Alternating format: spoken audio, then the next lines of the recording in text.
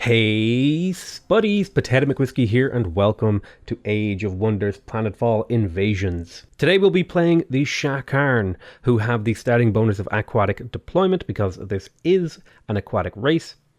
They get all of their racial tech research 10% faster. They can use infiltrate and operation centers to steal racial tech trees. They have the sound weapon groups, and their omni weapons do sound and laser damage, which is why I'm going for the Promethean tech, because this has bonuses for thermal and kinetic damage. They use holograms to infiltrate, confuse, and mirror their enemies, and they use a lot of broadcasts and propaganda.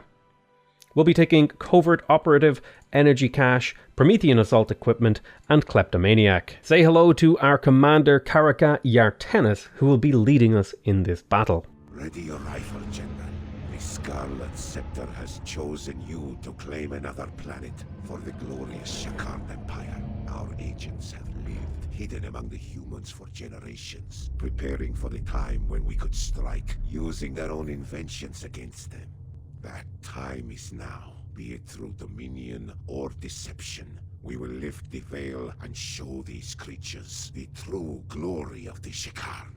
Taking a moment to look at our starting units, we have Karaka here, who has the Promethean Assault Equipment, able to use the Plasma Blast and Thermal Grenade. We also have the Shakarn Purifier that has a Plasma Claw, Plasma Bombs, and some very tasty thermal resistance. The other really interesting thing is that they have epimorphic regeneration, which means if they take damage from one or more enemy units, they'll regenerate 6 health at the start of the next turn. Kind of gives them some resistance to focus fire, which means we're going to want to make these guys pretty tanky. We also have the Shakarn Infiltrator, which has a sono-frequency blast at 7 range, as well as the ability to hollow shift into enemy non-hero units for 4 turns and copy all of their abilities. The basic soldier type for the Shakarn is the Raider that has the Omni Carbine repeating attack. They also have the Omni Rush, which is a single target stagger ability that applies a concussion and does a mixture of kinetic and thermal damage. The Shakarn Recon has a little sonic pulse blaster and is mostly used for exploration, with its Farsight ability giving it +1 vision range. I'm going to pick up a central replicator factory in my first city because I have plenty of food production locations nearby. While we watch this first battle that I auto-resolved, I'll read you guys some of the lore about the Shakarn. Not much is known about the Shakarn, although their agents seem to have been among us for longer than we realized. This reptilian race originates from an oceanic homeworld covered in atolls and archipelagos. Having conquered the sea, they took to the skies to further expand their empire, but when they first encountered the size and power of the Star Union, any invasion plans they had were postponed. While the majority of the Shakarn forces bided their time on the edges of the known universe, their agents infiltrated key locations by mimicking the appearance of its inhabitants through advanced holotech, stealing any knowledge and technology they considered interesting. After the Cataclysm left the Star Union in ruins and chaos, the Shakarn have seized the opportunity to conquer the remnants of the human empire. Let's read a bit of the lore behind the Shakarn Purifier. Fire is hypnotic. I don't believe in magic, but if I did, it'd live in fire. I joined the Prometheans at the height of hysteria when the Xenoplague was discovered. At the time I was thinking, why should robots have all of the fun of dispensing incendiary accelerants? I never bought into the dogma that as a purifier I brought holy fire. There's something about oxidizing even the heartiest biohazards. I'll admit it, I love watching noxious life forms dispersed in a puff of fumes. Burn them all, reduced to smoke. Now that's purity. Promethean Specialist Varen, RV6750M, Special Ops and Support. A fairly easy first battle, netting us a couple of levels on some of our units, which also result in us picking up a level on our hero. I opt first to pick up Fallout Protocols to give my entire army +1 armor, which will scale very nicely with their ability to regenerate health when focus fired. With this second battle, I'm also going to read you another little bit of the lore about the Shakarn units. This is something I never really did when I was originally playing this game, the first few times that I've played it, and I started to really get an appreciation for the lore, so I'll just read it out to you guys. The Shakarn Infiltrator lore is as follows. Despite our best efforts to intercept them, Agent Dan Cranny continues to publish his conspiracies on anonymous news drops. He claims a race of lizard shapeshifters infiltrated our leadership. His latest theory involves Shakarn infiltrators penetrating our defenses, replacing agents of the Galactic Bureau of Investigation to sabotage colony defenses. So far, the general public refuses to believe him. Fortunately, their general distrust of government official impedes any serious public insurrections against us. Agent Cranny will be handled. GBI Director S.K. Lee, RV8959G, IA case, Deep State Conspiracies. So pretty much, if you guys haven't realized, that this race is actually basically lizard people who are here to invade. And yes, that does have, I think that's a little bit of a nod to the lizard people conspiracy meme that's been going around the internet for a very long time. The Shakarn Raider lore is as follows. When the Shakarn finally reveal themselves, they will come with overwhelming force.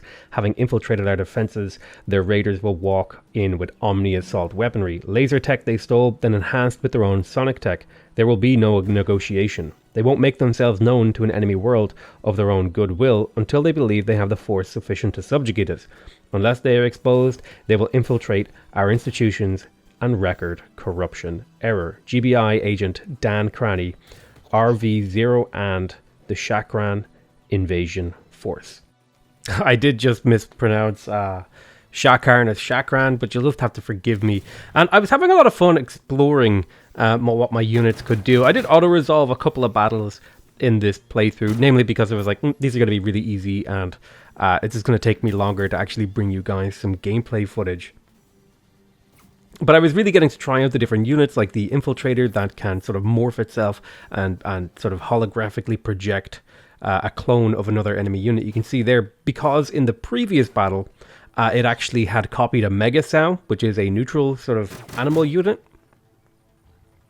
I was able to still transform into a Mega Sow this battle, which has really interesting implications for how you might play the Shakarn with the Infiltrator unit. You might want to go looking for a particularly powerful neutral unit to sort of turn your Infiltrators into as their sort of default clone and use that consistently. It's a very interesting idea that you can sort of steal the best parts of an enemy's army and use it against them.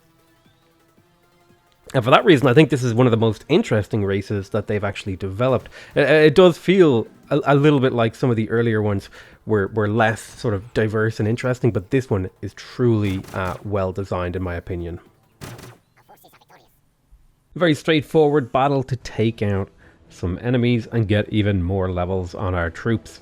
Decide to focus on technology this game to try to get a tech advantage to be able to take out my opponents with highly advanced units.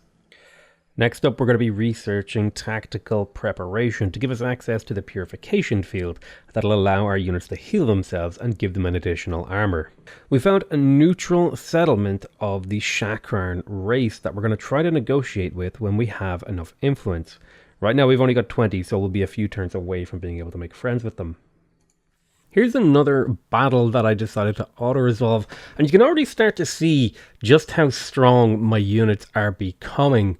Now, just in the opening turn, obviously not a lot is going to happen, but you'll see here, I'm going to start ripping these guys to shred, because my new Raider units have the Incinerator module, which can potentially immolate a target, which will increase any attack against it. It'll increase the accuracy of that attack by 30%, I believe. So once we immolate somebody, you can see status effects trying to be applied right there. And my Purifier hero, God, our Promethean hero, he's just so powerful. He has a jetpack. He can jump around the battlefield completely uncontested. And that's without even talking about the Purifiers. Look at the damage on the claws on those Purifiers. It's insane. Like, what was that? Like a 3-turn battle that I auto-resolved? It was nothing. I'm also building an agricultural exploitation in my capital so that I can keep focusing my population on things other than food. The doctrine Homeworld Reminiscence will be very helpful in keeping my cities growing and happy so that I can maximize my production of other resources. Our incinerating raiders will be getting the purification field added to them to give them more armor and the ability to sustain themselves with a once per battle healed. I'm also going to be giving the purification field to the purifiers, because they need to be able to sustain themselves in battle as well, and this is a free action. So it's essentially like getting +1 armor and 15 health. As long as they don't get burst down, I'm going to be much tankier than I was. The next military research will be Biosphere Subjugation. This will give me access to the thermal targeting relay, which works really nicely alongside the incinerator module that can set targets on fire. That's because not only does this give 10% accuracy, it gives you an additional 10% accuracy and 20% damage against units that are immolated. In total, this will give my units 20% accuracy and about 30% extra damage against units that are immolated. I'll also get the Firestorm projectile tactical operation that does a bunch of damage to a single target and adjacent units, as well as leaving behind a hazard. My army is so powerful now that I can pretty much just run around and auto-combat my way through the early game battles. I'll be grabbing the bioengineered food plantation in my capital so that I can rapidly grow my population without having to actually work any food tiles. Another commander level leads me to pick up Deadeye, which will give me more accuracy and critical hit chance, as well as Vitality that'll give me even more health. First encounter with some Marauders should go pretty well for me in auto combat, netting me some max level Raiders. Raiders, when they reach a maximum level, get Prime Rank Critical, an extra 4 health and 5% accuracy. Prime Rank Critical gives them another 10% chance to critically hit.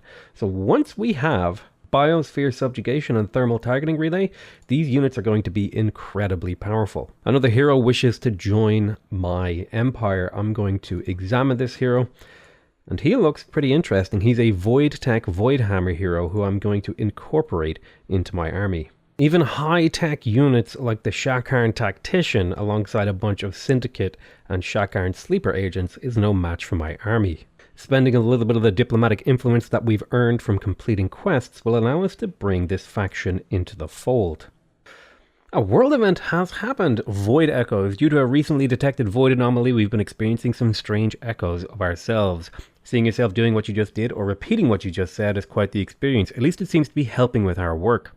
In our colonies, these echoes provide one additional resource for every population, and in tactical combat, this creates an echo of a random unit every 2 turns. Let's also use diplomatic influence to get the spacers to jump out of this Goliath Extractions monument that we're going to take over and sell the rewards from. We'll be able to annex this to our capital and get this up and running, and this will be a great population production center. Biosphere Subjugation is finished, allowing us to pop in the Thermal Targeting Relay and get the pest control version of our Raider units up and running. These are going to be incredibly powerful, and I'm really looking forward to using them. Thanks to the Imperial Mining Facility, we're going to be grabbing ourselves a bit of extra production and a level 3 industrial exploitation right off the bat.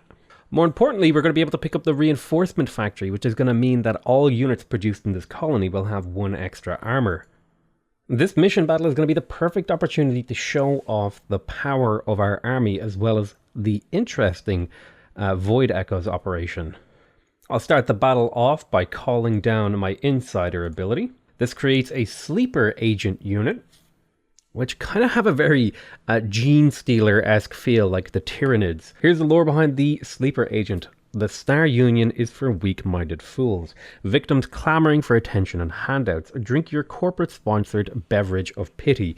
Life is nothing but meaningless pain. I need no sympathy. I am no victim. I don't need sponsorship. I feel power reverberating through me when I pick up a blade. My rage blasts out like a scream. I will no longer closet my truth. I am the counterculture, awaiting orders to invade just outside the purview of proprietary. Proprietary? I am a sleeper agent for the end of life as you knew it. Private Tyrone Herpeto, RV38448M, Runaway Teenagers, Dissident Manifesto. These are pretty powerful melee units that have extra damage when they are flanking. However, they're much more likely to take status effects due to their weak physiology as infiltrators. And unfortunately, they also disappear at the end of combat, but that's not a big deal. It's basically a free unit that we can use to take and tank damage. Pretty normal stuff for the opening of a battle. A lot of what we're going to be doing is just getting units into position and sort of making sure that we're set up to actually take these guys on once they go in for the kill. I'm setting up a couple of like little static defenses there. What that little static thing does is any units on the enemy team that are within range of it have a higher chance to get hit, I believe, and basically it lowers their evasion. I do think they end up taking it out, which It's also not too bad because it basically ate up one of the turns of the enemy units, and so if I get a better chance to hit, or if I waste their time, I'm pretty happy with that outcome. And you can see I'm just setting up to some of the kills right now, sort of preparing to take out those, those bug creatures. Time for the sleeper agents to get a nice flanking hit on this guy. Beautiful, staggered and killed. Let's also use a firestorm projectile on these two spitters over here to really do a ton of damage to them. I'll jump forward with my hero to try and get some damage on the main enemy hero here, because I don't want it getting cloned by the Void Echo's ability. And we'll see if we can finish these guys off with a plasma bomb blast from our purifier. Time for pest control to step up and blast the hell out of this hopper hound. He's now immolated, so we have a better chance to actually hit him with our abilities. So we should have like a 90% chance to hit and kill him with our other pest control. And that's the power of focus firing with them, because one of them sets them on fire and then the other one deals the damage. Let's see if we can finish off this guy as well. I'd like to just get as many units off the battlefield as possible. Ooh, he leapt at me and he did some damage, but that's not a big deal because we do get to trigger our Overwatch off that.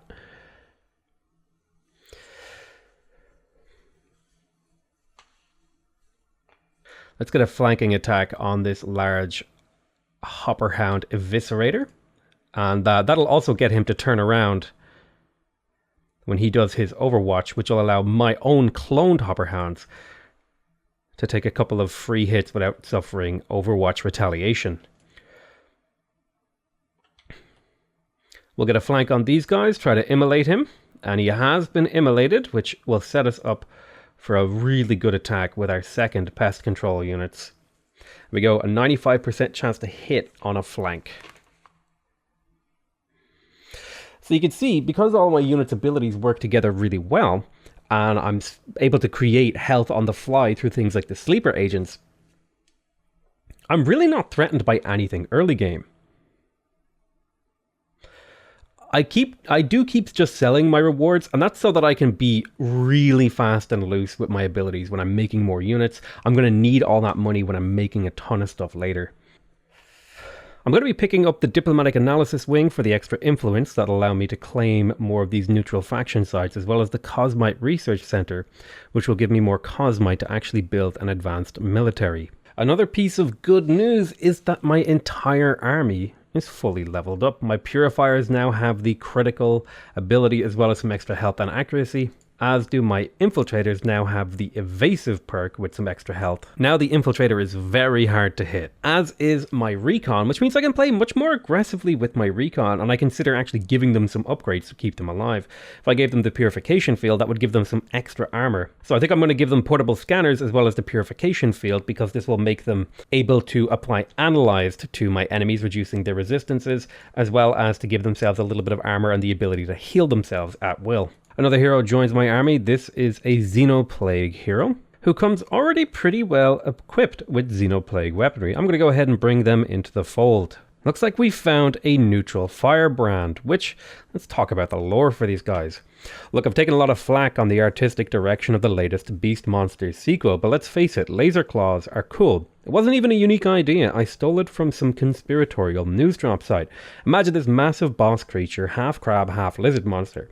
I don't understand why the censors were so upset. The only excuse they gave was animal cruelty. But it's a movie, not reality. Everyone knows that. Makes me think there's a conspiracy out there and they're trying to hide something.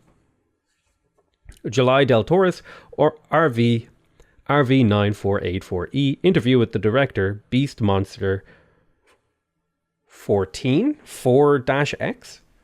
I'm not sure how to read that, but this is an incredibly powerful unit. It has Omni Claws for a massive melee attack. It's extremely hard to kill. It has a ton of health, a ton of armor, a ton of evasion, as well as a bunch of other really nice things going for it.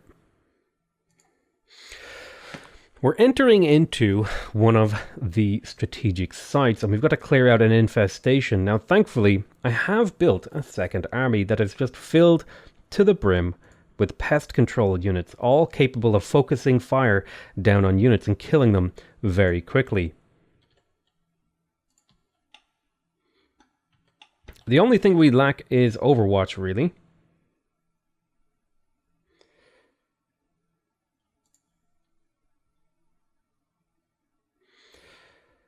But that shouldn't be that big of a deal as long as we sit pretty far back and let them come to me.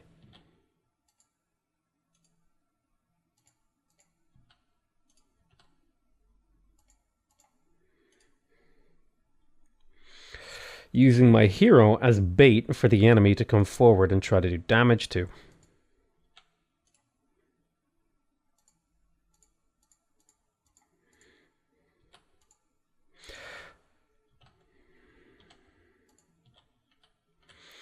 Looks like they've decided to actually sit still instead of coming forward, so I'm going to take the opportunity to drop a firestorm projectile on top of their heads and see if I can force them to come to me.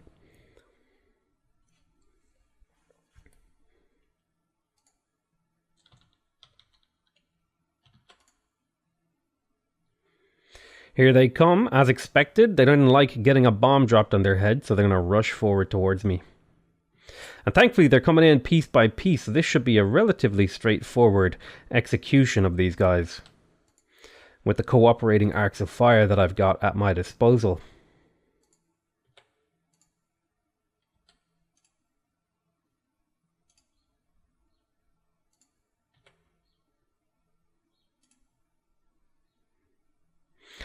If I manage to immolate this guy and hit all 3 attacks, he will die. Oh, that's beautiful. Killing 2 units in a single turn for very little cost. That's exactly the kind of outcome that I like to see. 2 of these guys also retreated pretty far back, and I can kill one of them with another tactical operation. So that cost me 60 energy to do both of these fires, but I think it was well worth the expenditure, because it means I'm going to win this battle with little to no losses in terms of health or units.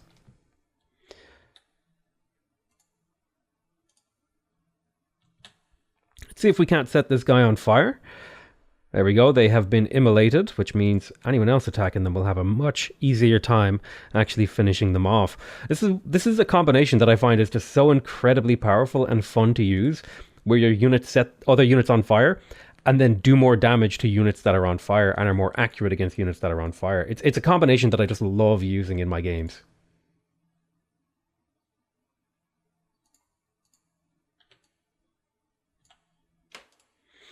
Let's run forward and whack this guy with our hammer. Bam, give him that little bit of stagger. Should be fairly straightforward to finish this off now, because they're incredibly weak. There we are. A very easy battle. Took 0 losses. Cleared out a exploration site in only a matter of turns. Get a bunch of levels on our units and access to a bio launcher and some food. I'm going to sell those off for extra money because I like having money in the bank.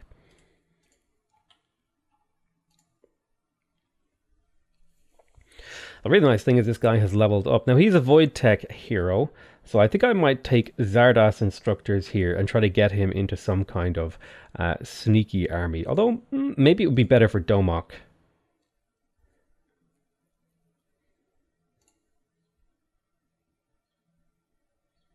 Yeah, I'll grab the Domok instructors actually. I'm going to be cutting this recon unit out of my army so that I can go send it on auto-explore. And that's mainly because I have a new propagator unit to take over its position in the army, and I'm not yet ready to upgrade this into a double stack army, so a single stack will have to do for now. I'm a really big fan of tactical operations, which is why I like having so much money on hand. As such, I'm going to pick up the Technologist here, which is going to give me another 2 tactical operation points, as well as making tactical operations cheaper to use, which means I can use more of them per battle and spend less on them per battle. Now this is really, really annoying because they just settled where I wanted to settle, so I think I'm going to try to justify a war against the Devar here to see if I can take over their city, and I'll send my other colonist over to Grifter's Sands instead. I want to get control of my Cosmite locations because I need Cosmite income to build more advanced units. Another world event has spawned, which is crystal meteors. Silicon-based life forms are rather uncommon, with quartzite being one of the few known examples. Meteors filled with the creatures raining down is raising a number of questions like how do they get in space, and do they originate from the vacuum between planets? Quartzite spawners appear on the map, and mineral units gain +2 armor. That's going to be a bit of a pain in the backside to deal with if they spawn anywhere that I don't want them to. I am going to spend some influence here to build a forward base, even if this will give him claims against me, just because I want to have control of this location. Deployed a monitor so that I can see any reinforcing armies that might come towards this location. It looks like the city is overgrown. It appears to be the target of some skullduggery, which might be the right time for me to strike. Speaking of the right time to strike, let's launch our fabricated casus belli against Ivan Drumuz. Wait, why is my success chance too low? Oh damn, he has so much defense. Well, I guess we'll operate that later. I might be forced just to build up some more units and then attack this the traditional way. Let's found ourselves another colony in Grifter Sands. Spent a lot of time building up my army and stuff like that. I spent a lot of time building up my economy. I think about now is about time to start building up our army. And we're still clearing out a lot of the map for these nice rewards. And I am chasing people down for the experience. Even though that would give me better reputation, I still think it's worth it to kill because I'm still getting levels on my hero here. This guy's leveled up so much actually that he's getting access to Extermination Squad, which means all units deal 20% more damage to animal, plant, and xenoplague units. Or I could pick up a Domok army training, which would give all of my non-hero units 10% critical chance and 5 health. I'm going to go ahead and take Domok army training because that seems really good. My units are already incredibly tanking, and just adding on top of that will make them really difficult to deal with. Ooh, it looks like a meteor just landed from space, dropping a bunch of quartzite units over here. I'm going to have to deal with that. My army is starting to get stretched a bit thin, so I am going to have to start building up a much larger military, which means my economy is going to be stretched really thin as well. The Shakarn Deadeye are also going to be getting the exact same treatment as my other elite units, grabbing the thermal targeting relay, the incinerator module, and the purification field. And I also want to take a moment to talk about the lore behind them. The coastal towns are most vulnerable to Shakarn advances, as their forces are all amphibious. The Shakarn will send their Deadeyes with cold reptilian precision. They will slither to the edge of their long-range rifles and wait patiently for a target. With the deadly decisiveness of a cobra, they'll pick off any defensive forces. Their lizard physiology regenerates all but the most serious wounds. Why must we wait until we are forced to retreat? We should be doing everything to stop their impending invasion. GBI Agent Dan Cranny, RV reference redacted, Arkenrock City Council harassment complaint. Another hero wants to join me. This time I'm going to reject him because I don't want any more Xenoplague units and I'd like to get a new hero later on. So I'm going to request another hero and I'll get one in 2 turns. It's about time I cleared out this Paragon Barracks. Let's enter and see what's in store for me. This doesn't look too hard. I'm sure I could auto-combat this. Yeah, my army is just so powerful that I could just easily auto-combat this like elite squad of equal power units. Winning that battle got me the Ego Launcher and a little bit of extra money. I'm going to sell that, of course, because again, I like having lots of money. Looks like Ivian Drimuz has declared war on me. That means I have to redirect this army that I was hoping to clear out this quartzite nest with back up to actually defend myself. I think I can still clear that out. And I do have the start of an army over here. And I was planning on annexing this sector using influence, but I'll quickly get that done and then move my entire army over here. I am in the process of building a relatively large army, and I have good defenses up in the area. But military production is now my #1 priority. The other Shakarn leader wants a non-aggression pact. I'm going to take that because I don't want to be at war with everyone on the map just yet.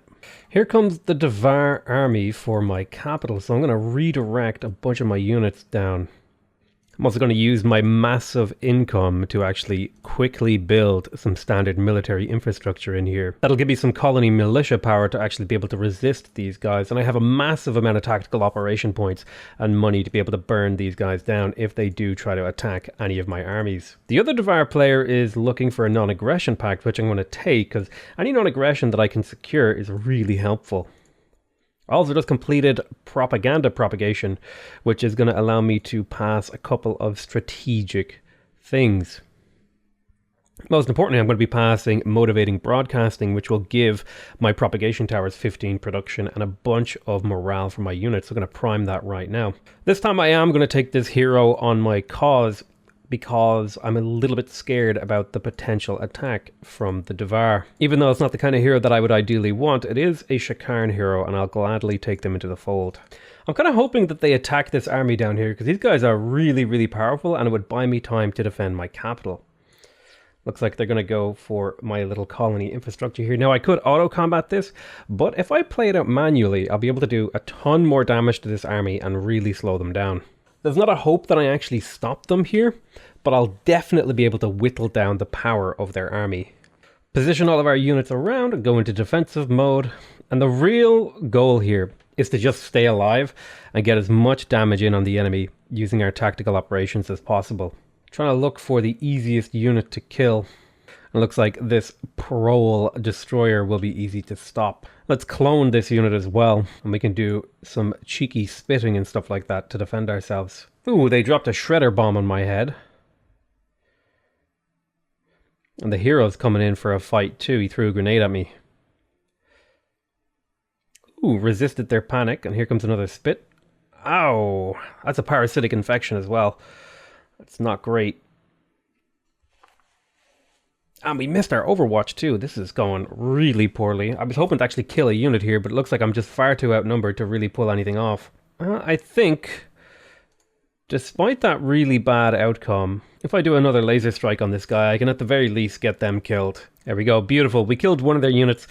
Not ideal in any sense of the word, but we will get another tactical operation off. Now, if I focus fire enough, despite the terrible way that this is going for me so far, I should have no problem killing off these guys because they're out in the open, they're on fire, and I'm critting them. Oh yes, please let me get this kill. Because remember, these units are essentially free. They cost me nothing to actually get these units. I do need all three of these attacks to hit, but they should all hit because I have a 95% chance. So that's perfect. I traded a colony for 2 kills on his units. Oh, not a colony, sorry, like a sector for 2 kills on his army. I think that kind of attritional damage is really, really important to do in a campaign. Yeah, despite the fact that he won, I did at least cost him something. Now, I don't control this sector anymore, but I do have a few armies coming down to retake it.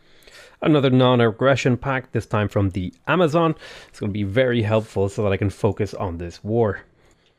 Brilliant. I think I have assembled enough of an army now to contest them. That's going to be it for me checking out the Invasions expansion, though. I really like this new faction. They're really interesting. They have a lot of really cool abilities. Their units are very fun. And it also feels like the game has had some other updates. I've just noticed that there's some new quest text and all that sort of jazz. Just general little things have been updated. And I had a lot of fun really examining the lore of this faction, which I didn't really do in my other videos. This is a bit more of an experimental video. So let me know what your thoughts are. I love you all very much. And I'll see you guys next time. Bye-bye.